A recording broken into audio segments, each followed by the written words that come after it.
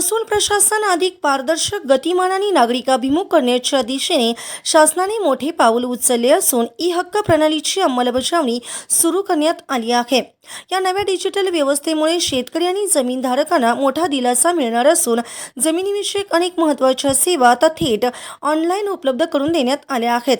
यामुळे वारसा नोंद, ई करार, गहाणखत किंवा पोछा चढवणे यासारख्या कामांसाठी वारंवार तलाठी कार्यालयात जाण्याची गरज आता उरलेली नाही। यापूर्वी 7/12 उतार्यावरील बदल, फेरफार नोंदी किंवा जमिनीशी संबंधित प्रक्रिया करण्यासाठी नागरिकांना तलाठी व महसूल कार्यालयाचे फेरे मारावे लागत होते।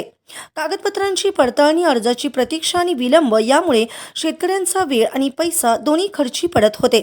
मात्र ई हक्क प्रणालीमुळे या सर्व प्रक्रिया ऑनलाईन झाली असून अर्ज थेट डिजिटल पद्धतीने दाखल करता येत आहेत। महा ई सेवा केंद्रामार्फत नागरिक या सुविधांचा लाभ सहजपणे घेऊ शकतात। शासनाचा उद्देश 7/12 उतार्यावरील अडचणी कमी करणे आणि फेरफार नोंदीचा कालावधी लक्षणीयरित्या घटवणे हा आहे।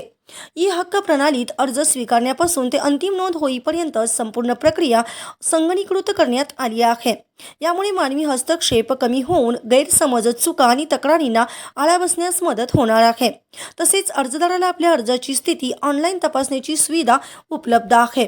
त्याचबरोबर काम अधिक सुलभ होणार आहे। ई हक्क प्रणाली अंतर्गत एकूण 11 महत्त्वाच्या जमिनीविषयक सेवा ऑनलाईन देण्यात येत आहेत। यामध्ये जमिनी खरेदी विक्रीसाठी फेरफार नोंद, वारसा हक्क नोंदणी, कौटुंबिक वाटणी, न्यायालयीन आदेशावर आधारित नोंदी, बोजा चढवणे किंवा कमी करणे, गहाणखत नोंद, ई करार नोंद, संपत्तीचे हस्तांतरण, मृत व्यक्तीचे नाव कमी करणे, एकत्र कुटुंब नोंद कमी करणे, तसेच अपाक शेरा कमी करणे, तसेच विश्वस्तांचे नाव कमी करणे या सेवांचा समावेश असणार आहे।